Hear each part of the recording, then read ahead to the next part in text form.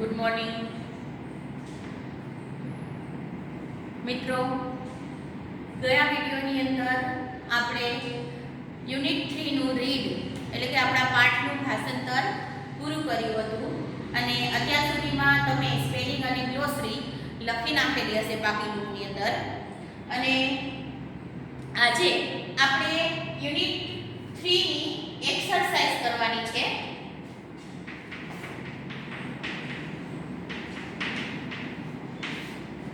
તમને જેમ ખબર છે એમ કે બધી એક્સરસાઇઝ આપણે કરતા નથી, જેટલી જરૂરી હોય છે એટલી જ કરીએ છીએ. ગ્રામરની એક્સરસાઇઝ છે એ અલગથી ગ્રામરના ટોપિક તરીકે ગ્રામરની બાકી બુકમાં કરવાની હોય છે. એટલા માટે અત્યારે જેટલી એક્સરસાઇઝ કરાવવાની છે એટલી હું તમને અહીંયા બોર્ડ ઉપર કરાવું છું, જે તમારે આન્સર ટેક્સ્ટબુકની અંદર સાથે સાથે લખતા જવાના છે. તો આપણે શરૂઆત આપણે V3 થી કરીશું. V3 જેમાં તમને કીધું છે underline the word with the nearest meaning. Nearest meaning એટલે નજીક પડતો અર્થ. શબ્દ આપેલા છે એનો 4 ઓપ્શન આપેલા છે, એમાંથી જે અર્થ મળતો આવતો હોય એ નજીકનો અર્થ તમારે એની નીચે અંડરલાઇન કરવાનો છે. એટલે કે 4 આપેલા વિકલ્પમાંથી એનો સિમિલર વર્ડ નિયરેસ્ટ મીનિંગ ગોતવાનો છે. એક પ્રકારની ગ્લોસરી છે આ. તો જુઓ, પહેલો શબ્દ છે ઇનકોર્પોરેટ. ઇનકોર્પોરેટ એટલે પહેલા તો જો તમને આ ક્યારે આવડે કે જ્યારે આ પાઠમાં આપેલા શબ્દો છે નવા, એના અર્થ ખબર હોય ગુજરાતી, અને અર્થ તમે સ્પેલિંગ પાકા કર્યા હોય કે ભાષાંતર તમને સમજાવ હોય તો યાદ હોય. તો એ અર્થ આપણને ખબર હોય તો આપણે સામેના શબ્દમાંથી એનો સિમિલર વર્ડ ગોતી શકીએ.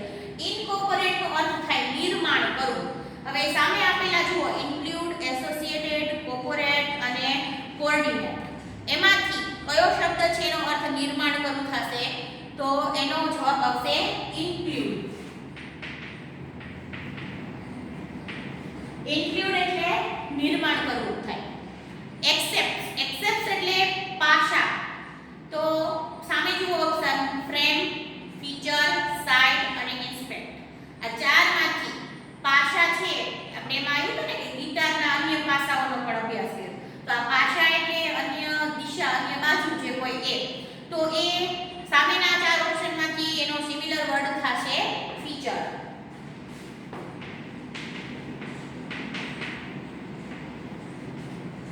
ડિપ્રેસ્ડ. ડિપ્રેસ્ડ છે એટલે ખૂબ ટેન્શનમાં, દબાણમાં હોવું, દુઃખમાં હોવું. તો સામેના શબ્દ જુઓ ઇન્કરેજ, એક્સપ્રેસ, રિજેક્ટેડ અને સેડ. તો દુઃખી હોવું તો એના માટેનો શબ્દ કેવો છે? સેડ. એના પછીનો છે અપ્રૂવ. અપ્રૂવ એટલે પસંદગી મળવી કે પસંદ પામવું કે ગમવું. તો સામે જુઓ એપ્રિશિએટ, લાઈક, પ્રૂવ અને અપિયર. તો એપ્રિશિએટ નો અર્થ પણ શું થાય? વખાણ કરવા. એટલે જો ગમતી વસ્તુ હોય એના જ વખાણ કરવા. એટલે એનો મળતો આવતો મીનિંગ છે, એટલે એનો આવશે એપ્રિશિએટ.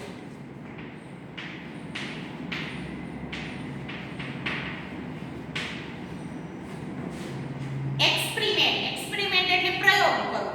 તો એના સામેના ઓપ્શન જુઓ ટેક ટ્રાયલ, એક્સપિરિયન્સ, એક્સપર્ટ અને પરફોર્મ.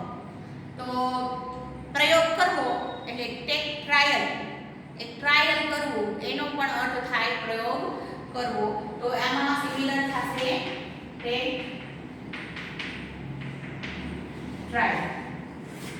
ઇન્સ્ટ્રુમેન્ટ એટલે સાધન. તો સામેના ઓપ્શન જુઓ ડિવાઇસ, યુટેન્સિલ, બાઉલ કે સ્પેનર. તો એમાં આવશે ડિવાઇસ. ડિવાઇસ એટલે પણ સાધન થાય.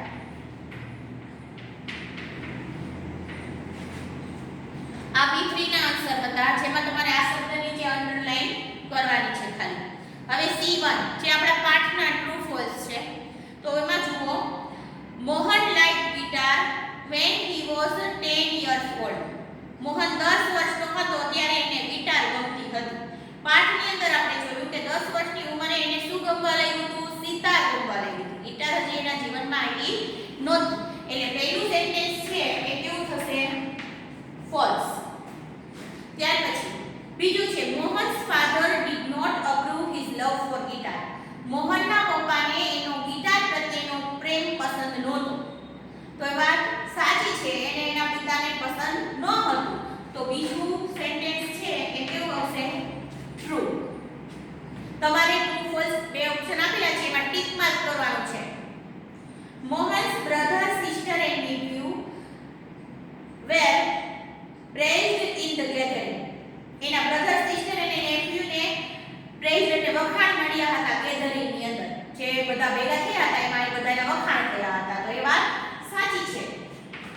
તો એ પણ સેન્ટેન્સ કેવું આવશે? True. According to one remark, એક નોંધ મુજબ sitar has depth of sound.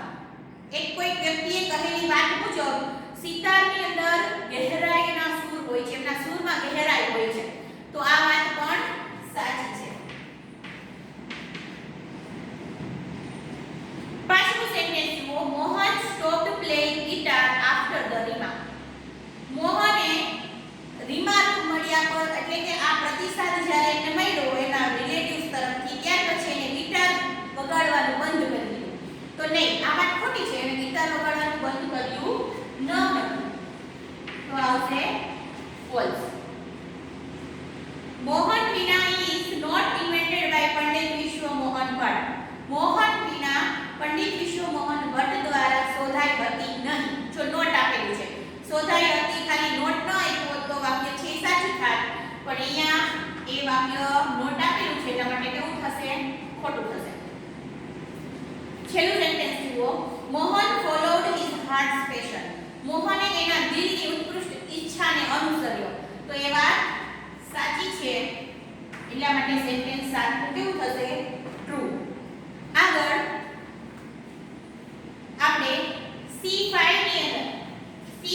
ની અંદર જે પાઠના ક્વેશ્ચન આન્સર આપેલા છે, જે ક્વેશ્ચન આન્સર છે એ તમારે પાઠમાંથી શોધીને લખવાના હોય છે. તો એના ફોટો છે આન્સરનો એ તમને સેન્ડ કરી દેવામાં આવશે, જેમાંથી જોઈ અને આજના હોમવર્કની અંદર માત્ર પ્રશ્ન જવાબ છે C5 ના એ તમારે પાકી નોટમાં લખવાના છે, જેનો ફોટો તમને ગ્રુપમાં મળી જશે. એટલે C5 છે એ આપણે પાકી બુકની અંદર લખવાનું છે, બાકીનું બધું ટેક્સ્ટ બુકમાં લખવાનું છે. હવે આગળ L1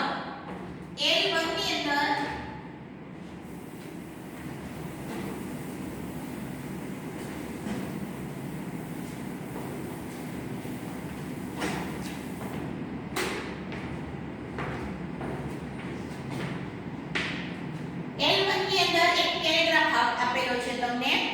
એમાં કીધું છે કે આ પેરેગ્રાફને તમે ઓબ્ઝર્વ કરો એટલે અવલોકન કરો અને અંડરલાઈન વાળા શબ્દોને તમે સમજો. હવે આ પેરેગ્રાફમાં જેટલા પણ અંડરલાઈન વાળા શબ્દો છે એ એડવર્બ, જેને આપણે અંગ્રેજીમાં શું કહીએ છીએ? એડવર્બ, જે ગુજરાતીમાં ક્રિયા વિશેષણ કહેવામાં આવે છે. જેને માટે બીજો શબ્દ છે મેનર. એડવર્બ અને મેનર એનો અર્થ શું થાય? ક્રિયા વિશેષણ. હવે વિશેષણ એટલે તો આપણે ખબર છે કે નામના અર્થમાં જે વધારો કરે એને વિશેષણ કહેવાય. તો ક્રિયા વિશેષણ એટલે શું? ક્રિયાના અર્થમાં વધારો કરે એને ક્રિયા વિશેષણ કહેવાય. હવે ક્રિયાના અર્થમાં વધારો એટલે કેવી રીતે? ધારો કે રામ દોડે છે, તો દોડવું એ શું છે? ક્રિયા છે. પણ વાક્ય એવું હોય રામ ઝડપી દોડે છે, તો દોડવું એ ક્રિયા હતી. કેવું દોડે છે? ઝડપી દોડે છે. તો આ ઝડપી છે એ શું છે? ક્રિયાનું વિશેષણ છે, ક્રિયાના અર્થમાં વધારો કરે છે, તો એને કહેવાય ક્રિયા વિશેષણ. આ ગુજરાતી વાક્યથી આપણે ક્રિયા વિશેષણની સમજ મેળવી. હવે આ પેરેગ્રાફની અંદર જેટલા પણ અંડરલાઈન કરેલા શબ્દો છે એ બધા જ શબ્દો એડવર્બ છે, ક્રિયા વિશેષણ છે, જેને આપણે સમજવાના છે. એટલે હંમેશા વિશેષણ હોય એ નામની આગળ પાછળ હોય અને આ ક્રિયા વિશેષણ હોય તો એ ક્યાં હોય? ક્રિયાની આગળ પાછળ હોય, ક્રિયાની આજુબાજુમાં હોય અને આજુબાજુમાં રહી અને ક્રિયાના અર્થમાં વધારો કરતું હોય. તો આપણે પેરેગ્રાફ વાંચતા જઈએ અને એના ઉપરથી L2 ની અંદર તમને એક કોષ્ટક આપ્યું છે. એક કોષ્ટકમાં શબ્દો છે ને એ ભરતા જવાના છે. એમાં જુઓ એટલે પેરેગ્રાફ વાંચતા જાશું અને સાથે સાથે L2 ના જવાબ મૂકતા જાશું, એટલે બંને સાથે કરવાનું છે. એટલે એમાં એક તમને આપ્યું છે પહેલા તો એક્શન એટલે ક્રિયા અને બીજા ખાનામાં આપ્યું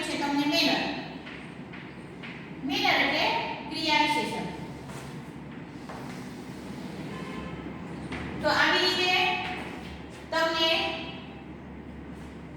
એક ટેબલ બનાવીને આપ્યું છે જેમાં આપણે L1 નો પેરેગ્રાફ ભણતું જવાનું છે અને આમાં આપણે આન્સર મૂકતું જવાનું છે એટલે દરેક જે અંડરલાઈન કરેલો શબ્દ છે એ મેનરમાં ક્રિયા વિશેષણ છે પણ એ કઈ ક્રિયાના અર્થમાં વધારો કરે છે તો એ જે ક્રિયાપદ છે એ આપણે ક્યાં લખવાનું છે એક્શનમાં લખવાનું છે એટલે જુઓ પેરેગ્રાફ જોતા છીએ each children were standing eagerly on the track to participate in the running event. 8 children 8 બાળકો છે એ were standing એટલે ઊભા હતા eagerly એટલે આતુરતાપૂર્વક ઊભા હતા on the track એટલે પટ્ટા ઉપર to participate એટલે ભાગ લેવા in the running event એટલે દોડની સ્પર્ધામાં ભાગ લેવા માટે 8 વિદ્યાર્થીઓ જે માર્ક કરેલો હોય જ્યાંથી સ્પર્ધા શરૂ થાય એ ટ્રેક ઉપર ઊભા હતા. આ પહેલું સેન્ટેન્સ છે જો એક શબ્દ નીચે અંડરલાઈન કરેલી છે eagerly એ શું છે ક્રિયા વિશેષણ છે eagerly એટલે આતુરતાપૂર્વક એમાં ક્રિયા કઈ આવી ઊભા છે ક્રિયા આવી ઊભા છે કેવી રીતે ઊભા છે આતુરતાપૂર્વક એ શું થયું ક્રિયા વિશેષણ થયું તો પહેલી જોડી આપણને ક્રિયા અને ક્રિયા વિશેષણની કઈ મળી જે તમને ઓલરેડી ટેક્સ્ટબુકમાં આપેલી છે ક્રિયા થશે સ્ટેન્ડિંગ અને ક્રિયા વિશેષણ શું થશે eagerly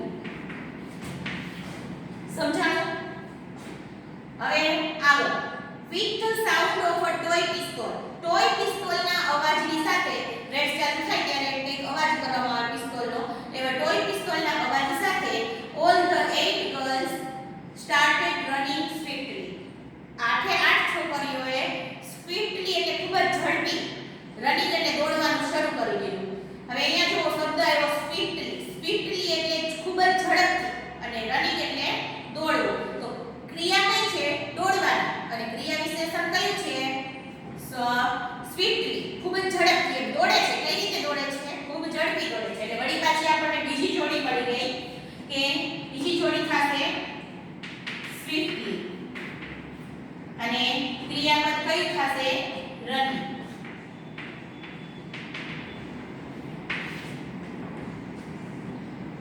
after just 10 to 15 step 10 થી 15 ડગલા ભર્યા પછી one of the girls suddenly slipped and fell down એક છોકરી છે એ અચાનક સ્લીપ એટલે લપસી જાય છે અને fell down એટલે પડી જાય છે when the other 7 girls heard this sound બીજી જે 7 છોકરીઓ હતી એને આ પડવાનો અવાજ સાંભળ્યો they stopped running તેને દોડવાનું બંધ કરી દીધું stop for a while થોડી વખત ઊભા રહ્યા and turned back અને પછી સાથે 7 છોકરીઓ પાછી ફરી they all run back anxiously to the place where the girl had fallen down એ આઠે આઠ છોકરીઓ છે એ રન બેક એટલે પાછી ફેરી anxiously એટલે આતુરતાપૂર્વક અથવા આતુરતા નહીં પણ ચિંતાપૂર્વક એ પાછી ફેરી અને કઈ જગ્યાએ where the girl જ્યાં એ છોકરી છે એ પડેલી હતી એ પડેલી છોકરી પાસે આ બીજી સાથે 7 છોકરીઓ છે એ ચિંતાપૂર્વક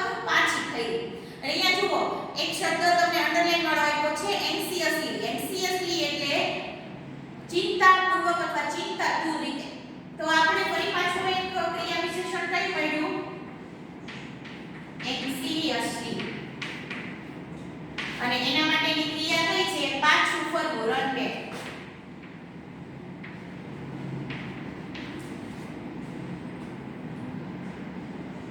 one among the them bent એમાંથી એક છોકરી છે એ bent એટલે વાંકું વળી lifted and kissed the girl gently lifted એટલે ઉચકવું અને kissed એટલે ચૂમવું એ છોકરીને ઉચકે છે અને એને gently ખૂબ જ ઉમદા રીતે ખૂબ જ પ્રેમપૂર્વક એને ચુંબન કરે છે એટલે કે એને આશ્વાસન આપે છે તો અહીંયા gently એટલે ઉમદાપૂર્વક તો એ gently છે ક્રિયા વિશેષણ છે અને ક્રિયામાં બે છે જો lifted and kissed ઉચકવું અને ચુંબન કરવું તો આમાં બે ક્રિયા આપેલી છે અને ક્રિયા વિશેષણ કયું છે gently અને અહીંયા ક્રિયા બે થશે lifted અને kissed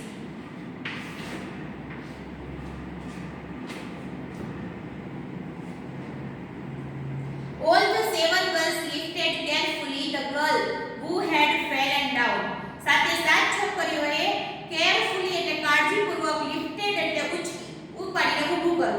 સાથે સાત છોકરીઓએ ખૂબ જ કાળજીપૂર્વક જે પડેલી હતી છોકરી એને ઊભી કરી.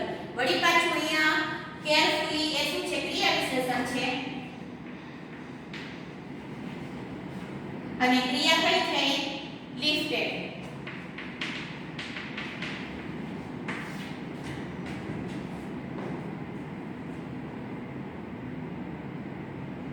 Two of them held the girl. બે છોકરીઓએ હેલ્ડ એટલે પકડી રાખવું. આ છોકરીને ફિરમલી એટલે મજબૂતાઈથી પકડી રાખી એટલે કે એને જોર દઈ અને પકડી રાખી પડી ન જાય એવી રીતે. And all seven of them joined hands. અને સાથે સાત છોકરીઓએ એકબીજાના હાથ પકડી લીધા. And walked together. સાથે ચાલવા લાગ્યા.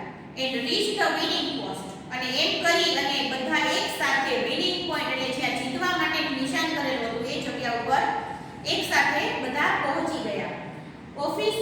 ઓફિશિયલ્સ વેર શોક્ડ. જે અધિકારીઓ અને નિર્ણાયકો હતા એ બધા શોક આશ્ચર્યમાં પડી ગયા. Clapping of thousand of spectators filled the stadium. હજારો લોકો જે સ્ટેડિયમમાં બેઠા હતા એ બધા તાળીઓના ગડગડાટ કરવા લાગ્યા. Many eyes were filled with tears. ઘણી આંખોમાં આંસુ આવી ગયા. And perhaps it had reach even God. અને કદાચ આ ભગવાન સુધી પણ પહોંચ્યું હશે. Yes, this happened in Hyderabad. આ હૈદરાબાદમાં બનેલી છે ઘટના. All the special girls had come to participate in this event and have as spastic children. આ જેટલી પણ છોકરીઓ ભાગ લેવા આવેલી હતી એ બધી છોકરીઓ સ્પેસ્ટિક હતી. સ્પેસ્ટિક એટલે કોઈક ને કોઈક રીતે અપંગ, ખામી હોય જેમના શરીરની અંદર એવી છોકરીઓ હતી. છેલ્લો શબ્દ જે આપણે એક રહી ગયો એ ફિલ્મલી. ફિલ્મલી એટલે ખૂબ મજબૂતાઈપૂર્વક. અને એના માટે ક્રિયા વિશેષણ છે હેલ્ડ. હેલ્ડ એટલે ક્રિયા છે હેલ્ડ અને ક્રિયા વિશેષણ છે ફિલ્મલી. તો આ હતા ક્રિયા અને ક્રિયા વિશેષણ બધા. ત્યાર પછી તમને L2 ના ડી વિભાગની અંદર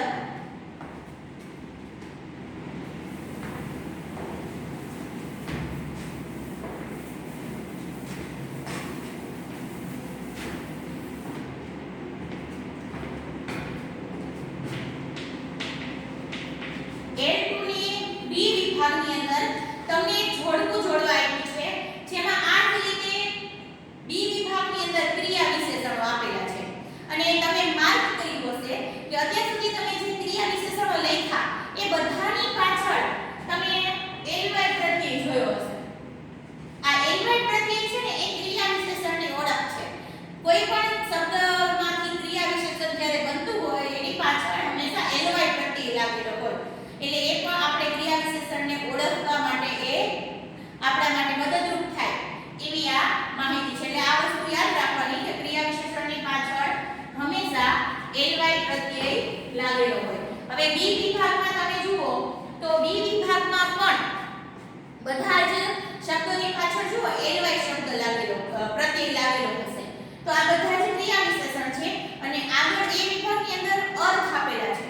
તો અર્થ મુજબ યોગ્ય ક્રિયા વિશેષણ આપણે જોડકું જોડવાનું છે. તો આપણે પેલા અર્થ જોતા જઈશું અને સામેના જે શબ્દો આપ્યા છે એમાં તમે નંબર લખતા જાજો 1 2 3 એવી રીતે. જો પહેલું છે વિધાઉટ મેકિંગ એની નોઇઝ. કાઈ પણ અવાજ કર્યા વિના. તો સામેના ઓપ્શનમાંથી કયું એવું જેનો અર્થ એવો થાય કે અવાજ કર્યા વિનાનું? તો જુઓ એમાં છે નોઇસલેસલી અથવા સાયલેન્ટલી. આ એનો આન્સર છે. એટલે પહેલાનો આન્સર શું આવશે?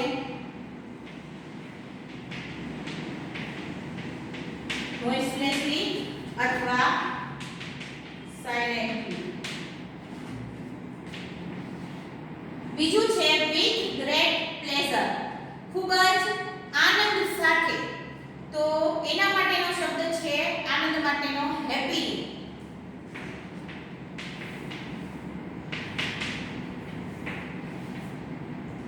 ત્રીજું છે in a serious manner. કઈ ગંભીરતાવાળું છે. તો એમાં સામેના ઓપ્શનમાંથી જુઓ વર્ડ આવશે સિરિયસલી.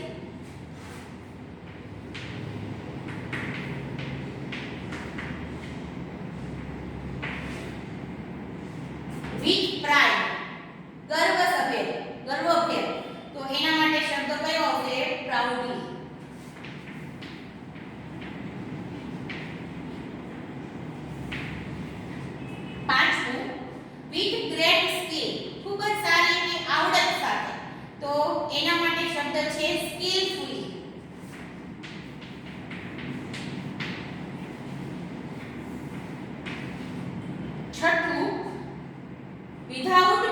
a single mistake. એક પણ મિસ્ટેક કર્યા વિના, ભૂલ કર્યા વિના, જેને કહેવાય faultlessly.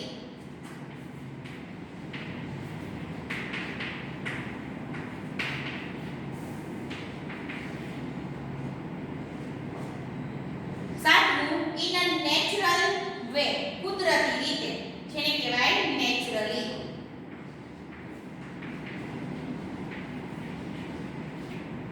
અને છેલ્લું આઠમું, with confidence, કોન્ફિડન્સ સાથે, એટલે કે confidently.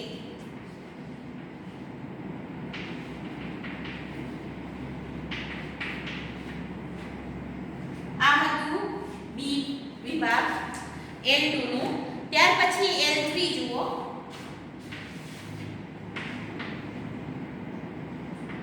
આ L3 ની અંદર પણ આવા જ ક્રિયા વિશેષણો તમને ઓપ્શનમાં આપેલા છે.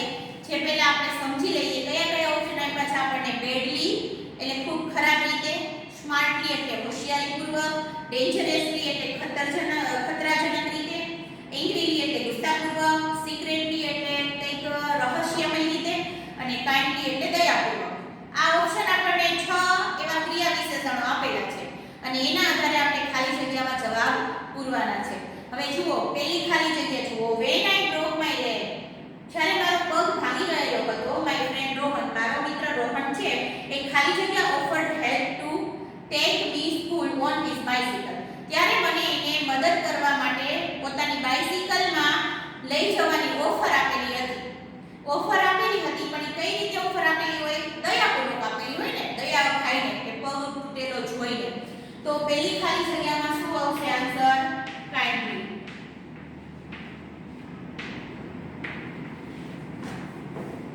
બીજું છે we lost the football match by 4-3. અમે 4-3 ના રેટથી ફૂટબોલ મેચ હારી ગયા. I don't think we played ખાલી જગ્યા. મને એવું નથી લાગતું કે અમે ખાલી જગ્યા રમ્યા. But the opposite team played really ખાલી જગ્યા. પણ opposite team છે એ ખરેખર ખાલી જગ્યા રમી હતી. આમાં બે ખાલી જગ્યા છે. મને નથી લાગતું કે અમે ખરાબ રમ્યા. પણ સામેવાળી ટીમ ખૂબ હોશિયારીપૂર્વક રમી હતી. એટલે ખરાબ રીતે રમ્યા તો પેલી ખાલી જગ્યામાં આવશે બેડલી અને બીજી ખાલી જગ્યામાં આવશે સ્માર્ટલી.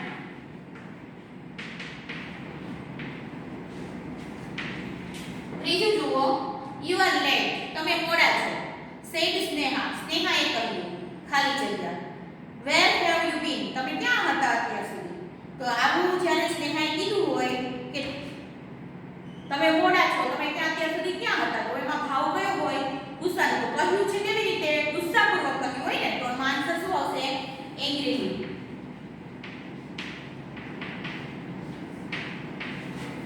ચોથું છે I am sure that, મને ખાતરી છે કે the plan of bank robbery was made ખાલી જગ્યા by the thief.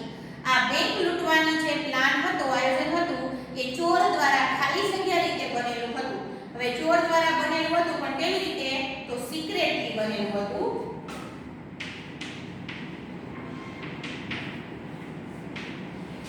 અને છેલ્લું પાંચમું છે you drive the car quite ખાલી જગ્યા. તમે ખરેખર ખાલી જગ્યા રીતે કાર ચલાવો છો.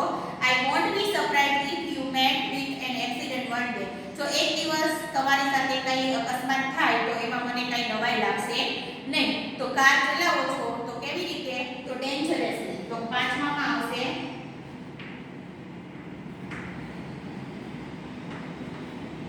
ડેન્જરસ. તો આ હતું L3. આવી રીતે આ પાઠની અંદર તમને L6 માં પણ આના સિવાયના બીજા પણ ક્રિયા વિશેષણો આપેલા છે જેને તમારે વાંચવાના અને ક્રિયા વિશેષણો કેવા હોય છે, એના અર્થ કેવા થાય છે એ સમજવા માટેની આ બધી એક્સરસાઇઝ હતી. તો હવે બાકીની કોઈ એક્સરસાઇઝ આપણે કરવાની નથી. અહીંયા આપણી એક્સરસાઇઝ પૂરી થાય છે. જે એક્સરસાઇઝ તમને અત્યારે કરાવવામાં આવી એ ટેક્સ્ટ બુકમાં લખવાની છે. માત્ર પ્રશ્ન જવાબ જ બાકી નોટમાં લખવાના છે, જેમનો ફોટો તમને આજે મોકલી દેવામાં આવશે. એટલે આજના હોમવર્કમાં તમારે પાઠના પ્રશ્ન જવાબ બાકી બુકમાં લખવાના છે. એટલે પ્રશ્ન જવાબ લખાઈ જશે એટલે સ્પેલિંગ, ગ્લોસરી અને પ્રશ્ન જવાબ એમ યુનિટ 3 છે એ બાકી નોટની અંદર તમારું આજે પૂરું થઈ જશે. Thank you.